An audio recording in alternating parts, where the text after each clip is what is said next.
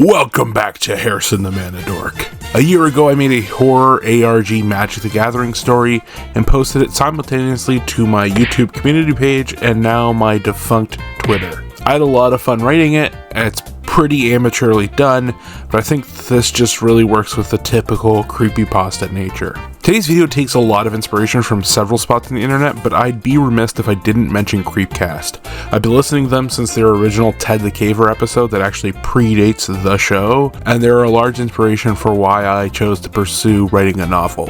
And as such, I'll be doing this episode almost as an homage to that show. So without further ado, my MTG creepypasta. I'll be reading it in its entirety and then I'll come back and do some commentary points. Prologue. Entry 1. Posted late September 2024. How big is your collection? Because apparently mine is so big that I just forgot I own this box of cards. I haven't fully finished unpacking my Magic stuff from my move earlier this year, but I don't remember this box at all. It's all basics, but I still don't know where it came from, or what set these lands are from. Random Box of Cards with Mystery Lands, Part 2. October 1st. So as a follow-up to my first post, I still don't know where this box came from. I said in my last post that I recently moved. I say recently, but it's been several months now. I moved home after finishing school. So I guess instead of randomly losing something in the move, I randomly found something. I had a hunch it came from one of my friends. Over the last couple of years, two of my friends gave me the bulk of their collection. I started working at the high school where the bunch of us first met and learned to play Magic. I came up with the idea that since this is where I first got hooked on the game, I should pass the addiction along to the next generation. I'm taking the bulk I know I'm never going to use and making decks with them, with the intent to donate those decks to the board game club at the school. I figure someone should get some use out of it. When I told my buddies about my plan to turn my bulk into something useful, they thought it was a great idea. So great that they decided to give me what they had in bulk so I could pass their addiction down to the next generation too. So, long story short, does anyone have any good methods for sorting 20,000 newly acquired Magic cards? Because apparently, I've left at least one box unaccounted for. I've reached out to both of them, but neither of them recognize either the box or the cards inside. Speaking of the cards inside, I can't concretely say I know what set these lands are from. Also, I made a new discovery. It's not just lands. After a second pass-through, I found a copy of Divination and Cathartic Reunion. I guess these commons accidentally got shuffled into the mix, but these are both from when we were in high school, so despite my friend's comments, it still fits my first theory. October 6th. I ran into an old friend today. I guess moving home after being away for so long, I'm bound to run into more than a few people that I knew growing up. I'll grant him his anonymity, so let's call him D. We used to be really close back in the day. He was actually one of the people I learned how to play Magic the Gathering with. We used to play Magic pretty much every day or so in high school. Well, not in high school. We didn't go to the same high school.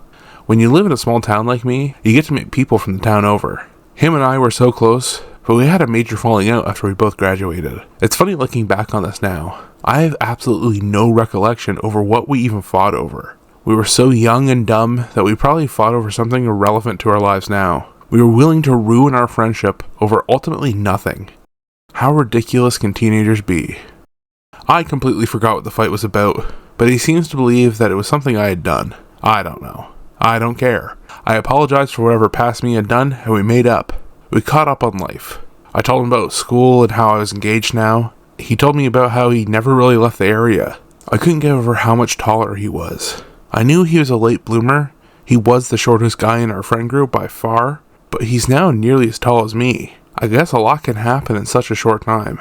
I'm happy we're at least on speaking terms now. Seeing him again felt like there was something nagging at the back of my brain that had finally been silenced. This is me telling you that if you are a high schooler or a young adult, check in with your friends, even if you had a falling out. The stuff people fight over in high school can be so small. He still plays Magic, so he might be showing up on the channel at some point. Stay tuned. Random Box of Magic Cards, Part 3, October 8th. So, update about the box of Magic cards that I randomly found. The box just sits on my desk now. I've been meaning to put it away, but I guess I just really haven't gotten around to it. I felt the urge to comb through the cards the other day, and found a Basilica Stalker. I guess that kind of throws out the idea that this box is from one of my buddies. None of them have really bought new cards in years. I highly doubt either of them had cards so recent in their bulk. Just now, while I was writing this post, I got another urge to check through the lands. and found a copy of Lightning Bolt and Giant Opportunity. For bulk comments, this thing's starting to pay out. Remember to check your bulk. I don't know how I missed so many cards the first couple times going through the box. There aren't any more. I just double checked. Post on October 9th. I just had a wild experience. I need to tell someone. I don't even know if it was real. I was leaving work today kinda early. As a supply teacher, I have inconsistent hours, and only work a period or two, if anything, some days. I only bothered mentioning this because I thought it was noteworthy when I left work at about 10 in the morning, and someone else was already standing by their car, almost waiting for me. People who know cars, you're gonna have to be patient with me, because I have absolutely no idea about make and model. It was white, and it was a car. I didn't think much of the man standing out by his car at the time. I'm not the only supply teacher that works regularly at the school, and it's not like we all got formal introductions to each other. I couldn't make out any of his features. The way the sun hit his body, it was purely a silhouette. As I pulled out of the parking lot, the car was right behind me. I drove most of my normal way home before my gas light came on.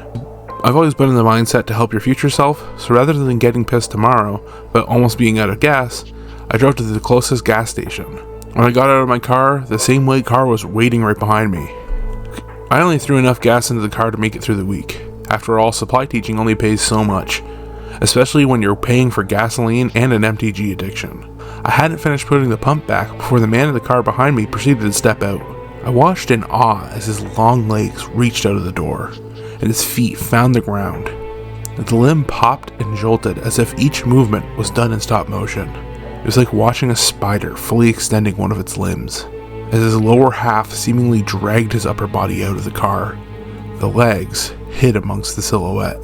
From the length of his legs, I could have sworn he was at least 12 feet tall, but as he stood there by the car, his head was only just over the roof. I'm not one for confrontation, or making conversation with complete strangers, frankly, so I ducked back into my car and peeled out of there. I didn't know what he wanted from me, and didn't want to stick around to find out. The figure immediately fell back into his car and chased after me. As someone who's dealt with their fair share of generalized anxiety disorder, my first thought was that I was seeing things and catastrophizing. This wouldn't be the first time where I thought something minor was a major emergency. Maybe it was just a regular dude and the shadows had tricked my eyes. And the only reason he was so adamant to follow me out of the parking lot so quickly was that he forgot his wallet. I had to tell myself this lie a couple times. I tried to take deep breaths and remain calm. Instead of driving right home, I took the scenic route. The white car followed. Maybe this is just the way to the guy's house. I remember back to some lesson I had when I was a student, and there were kidnappings in the next town over. I made a right-hand turn and immediately followed it up with 3 more to make a square. The white car followed. I had confirmed my suspicions, and my anxiety had turned to fear. I drove into a few subdivisions one after another. I knew the town fairly well, so going down small roads almost no one has heard of wasn't my biggest concern. I eventually learned to ignore stop signs. I stopped at the first one, but as I stared in the rearview mirror, I could see the white car maintain its speed. I could have sworn it was speeding up. He was trying to slam into me. I sped off before he could make contact and decided to take the next few stop signs as just suggestions. I kept taking deep breaths behind my wheel and tried not to absolutely panic. I got onto the highway that bisects the town and took it out into the countryside. The white car followed. This was an absolute mistake on my behalf. I knew the town well enough that I could zip between neighborhoods and know where I'm going, but I almost lose my sense of direction when I get out of town. All cornfields kind of look the same.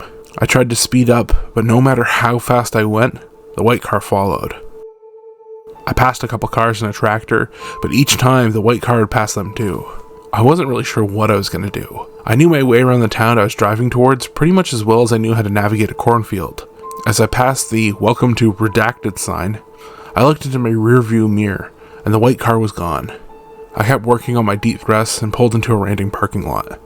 I studied each car that drove by or pulled in. Plenty of white cars, but none of them were pulling into this lot. I lost whoever or whatever was following me. I pulled out my phone and looked up the LGS that was nearby. If I was in Redacted, I might as well make it worth my time and feed my magic addiction. After a quick $100 cardboard therapy session, I made my way back home. Each time I saw a white car, I jumped just a little. Do you know how many people drive white cars? I was practically having a mini panic attack every couple seconds. I've since arrived home, safe and sound.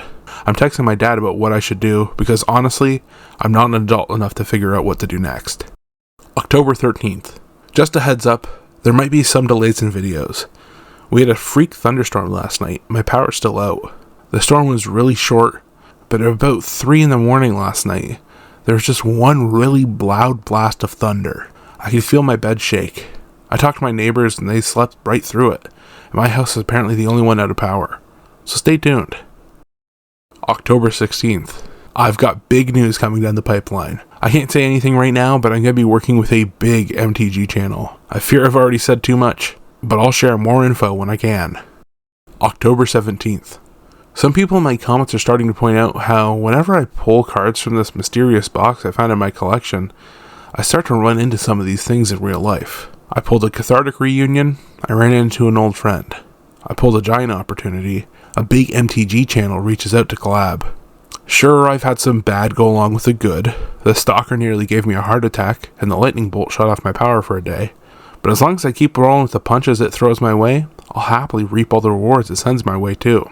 I mean, if all of this is real, I have to keep pulling from the box, right?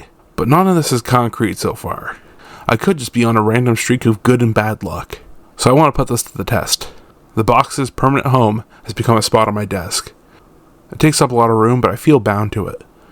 I feel uncomfortable whenever I don't know where it is. So I open it up to see what joys await me. Play of the game, Poison Dart Frog, and Ferocious Pup. I don't know what to do with these, but at least 2 of these cards are adorable, so I'm looking forward to the next couple of days. October 19th. It has been far too long since I've jammed a couple games of Commander, especially in person. My old friend D called me up. Apparently he's been going through Commander withdrawals as well. It's going to be nice to play some paper Commander again, in the flesh. He's bringing the Mountain Dew, and I got the Doritos, just like old times. October 21st.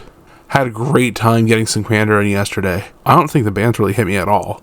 It wasn't like I could really afford to drop $300 on 3 cards in a deck. It felt like I was in high school again, but boy, my body can't handle the junk food. I felt under the weather since D left last night. I doubt it'll affect my content schedule, but if I miss a day of videos, now you know why. October 23rd. Found this little guy just wandering around. I'll be taking him to see if he has a chip later. Update. He is a she, and she doesn't have a chip.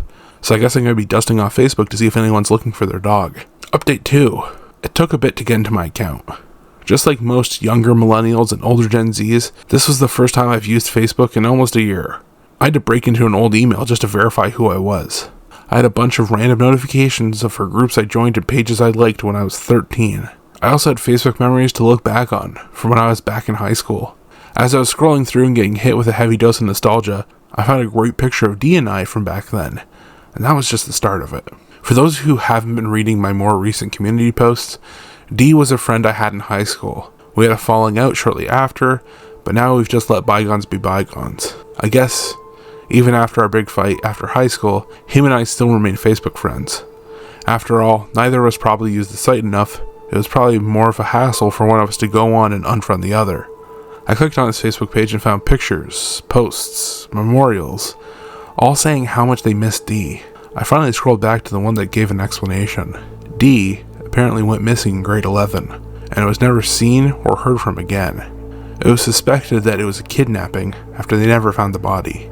His family's been hosting an event for him every year since, but he's still gone. By the looks of it, the more recent posts are more in memorial than they are in hope of finding him. I don't get it. I just saw him. The timelines don't match. The anniversary of him going missing is well before I remember him and I having our fallout. I have to text D. He must have had his account hacked or something. Maybe it's just some joke. D was always one to take absurdist humor too far. It'd be totally his sense of humor to do something like this. There has to be some sort of explanation behind it. Update 3. I texted D a bunch, but haven't heard anything. I called him several more times, but he never picked up.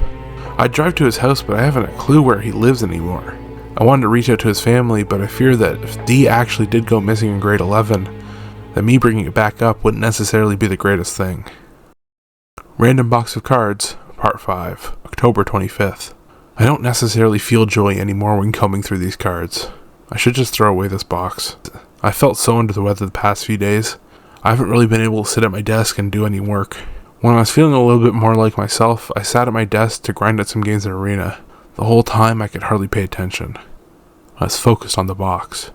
I opened it up, and at the very top, almost mocking me, was Sick and Tired. So much for telling the future. I'm living through it now. I've never seen this card in my life. The next 2 cards that were mixed in the pile were Treasure Cruise and Villainous Wealth. I got into Magic about a year before Cons came out, so these 2 cards give a lot of nostalgia. I have very fond memories of essentially casting Ancestral Recall in Standard, and Villainous Wealth will always be an auto-include if I'm ever in these colors in Commander. October 26th. I must have gotten some sort of bug. With supply teaching, you're constantly in and out of different classrooms with different groups of kids. On a normal day, I see about 70 different people in close quarters. It's no surprise that I'm coming down with something. I'm trying to remind myself of this. I ignore that the box might have foretold that I'd be poisoned. October 27th. Great news! My mother won some giveaway for a cruise this winter, and she can't go. So I'll be escaping my Canadian winter for a nice cruise off the coast of Florida. This is my first cruise, so I don't know what to expect. This has to be because of the box. There is no other way. Oh, I love this box. I don't care how awful I feel right now. I know this box is going to give me the world. October 29th. I came into some money recently, so no better way to celebrate than a collector's booster box of Dustmorn, right? Let's go. Random Box of Cards, Part 6. Halloween Day. I was starting to feel better today, so I felt like there was no better way to celebrate surviving a plague brought on by a mystery box than by tempting fate yet again. I sat with the box for a while, shuffling through the basic lands. After an hour or so, I found a copy of Greed. Love this card. Great in Commander. I sat there for another hour or so before I pulled Murder. This might just be an actual card. The box has to have made mistakes in the past, right? Surely I've just missed this actual card before. Then I pulled my second copy of Murder. Then my third. Then my fourth. I started riffling through the pile as a whole. Each basic land that originally populated the box was replaced with a copy of Murder. I've angered the box. I'm sorry, but I must now face its punishment. And that is it for Random Box of Cards with Mystery Lands. Some context, I used to regularly like to post to my community page, so I felt like this had like a decent soft launch to it. And there were no serious like red flags, so I feel like a lot of people might not have picked up on what was happening until later on. On my Twitter, this is the last thing that got posted, so it sells the whole vibe that I actually did die. I really enjoyed writing this. I look back on it now. I've written a lot since then, and I can see stuff I would tighten up and change around here and there. I wish I would have edited this before posting it, or at least edited more. A tip I've heard a lot in writing is write what you know, so I did that a lot. It's true that I am teaching at the high school that I first learned to play Magic. It's also true that 2 of my best friends moved to other parts of the world and gave me chunks of their collection. I've yet to go through and donate it, but once I'm at the school permanently, that's my plan. A lot of the exposition for this story lines up with real events in my life, and it feels like the easiest lies to tell are loaded with pieces of truth, and maybe like the easiest fiction to write is loaded with non-fiction. It was fun reading the comments when this came out. I had a comment really early asking if this was becoming an ARG. When I got to the Stalker story, I was originally worried that people were going to be worried that I was serious, that I actually had experienced a stalker, so I went back and added some more fantastical elements to it. It was hilarious reading some of the comments that said I should be concealed carrying, or just saying things along the lines of like, this is why I carry a weapon with me. Frankly, kind of funny. This person I've described as moving with their joints popping and their legs extending much to that of a spider. I'm just gonna be able to stop with a gun. Also, I don't live in America. I am not American. I can't just conceal carry. If I recall correctly, I don't even think with Canadian law I can carry a weapon with intent to defend myself. So I think this did a good job at being scary and scaring people, but to some people it stepped out for a line, I guess. The Ferocious Pup is my mother's dog, Summer. She was about 5 months when the original picture was taken. Summer was a foster dog who was found abandoned in the woods with 3 of her sisters. My mom fostered her for a bit before no one adopted her, so she decided to keep her. She's a bit of a menace and definitely fits the idea of Ferocious Pup. I had a lot of fun writing this. And I think when I eventually retire from this channel, this story will be something I look back on fondly. I enjoyed writing it. I enjoy how it came out, I enjoy the pacing, I enjoy the character of Dee, the stalker, the illness, Dee going missing. The only thing I'd really change is I wish I went through it and edited it and tidied some things up here and there. But also, I think that lends the casual, conversational nature. Thanks for watching. I don't know when this video is coming out, but have a safe and happy Halloween. And don't forget to blow your birds.